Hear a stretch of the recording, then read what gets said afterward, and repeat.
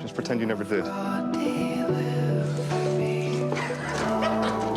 Nature has cunning ways of finding our weakest spot.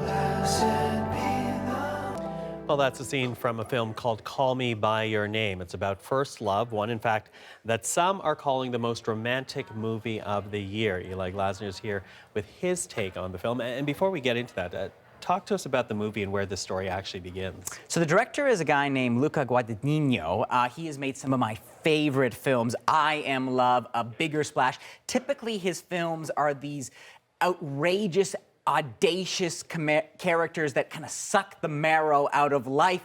This is a quieter film, and yet it could be, I think, one of his most powerful ever. It's 1983. Elio is a 17-year-old teen. There he is. He's a polymath, multilingual. He's a composer. He has two brilliant parents, spending his summer in a villa in Italy. Not a hard life, but into their life barges him, 24-year-old Oliver, Armie Hammer, as the research assistant. He's now sleeping in the room next door. It's inconvenient. It's irritating. He's the center of attention. He's confident.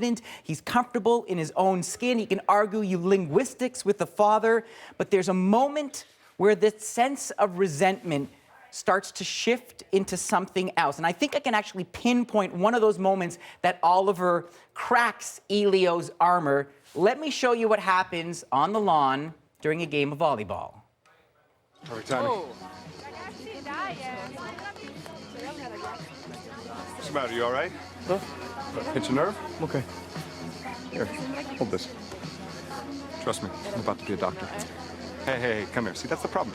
You're too stressed. You just gotta relax a little bit. I am relaxing. Marcia, come here for a minute. Back me up here. Feel that. Right there?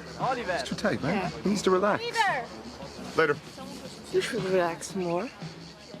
Yeah, Elio is not relaxed because Elio is hyper aware of every single thing that is happening to him at that moment. And I think that moment where that hand just rests just a fraction of a second longer on his shoulder, I mean, that portends of something. And it also speaks to just that confidence that Oliver holds himself. He breezes through every conversation. He leaves it with an easy later. And soon Elio and Oliver are in this interesting kind of battle with each other, teasing and poking and prodding at each other. Let me show you another scene where Oliver asks Elio to play him a song, but Elio keeps playing different versions of the song. Take a look.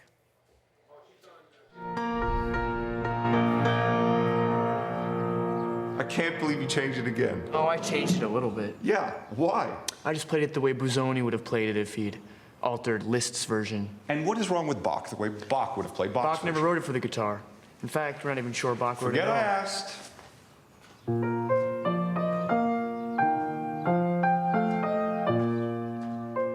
So he's pushing him away, he comes back. He's pushing him away, he comes back. Is it better to speak or die is something that comes up in the course of one of those conversations.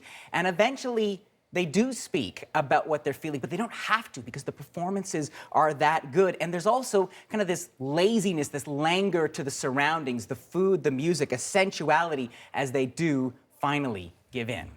Finally give in. And, you know, I have to say, long before the release of this movie, and it's not a big film, it's a small film. It's getting so much talk, so much chatter. What stood out for you here?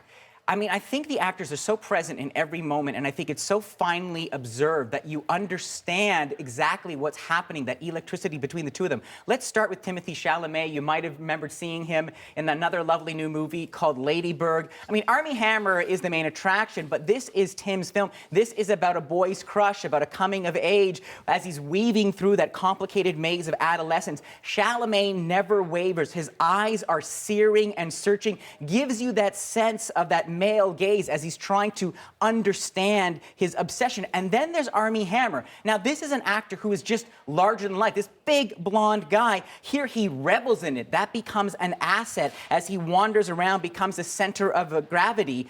And the way he kind of holds himself, it's not a vulnerability, but he's guarded. He's not ready to let Elio in just yet. And then finally, the other really kind of star attraction is Michael Stuhlbarg, who is the father. What makes this movie so amazing, another element, the parents don't judge. If anything, you know, they see what's happening and they support. And Michael has this heart-to-heart with his son near the end of the film that will break you wide open. And so, you know, this is a remarkable film about these two people, you know, giving in to the truth of what they are feeling. It's like a humid summer dream, a story about a great first love, the highs and lows that come with it.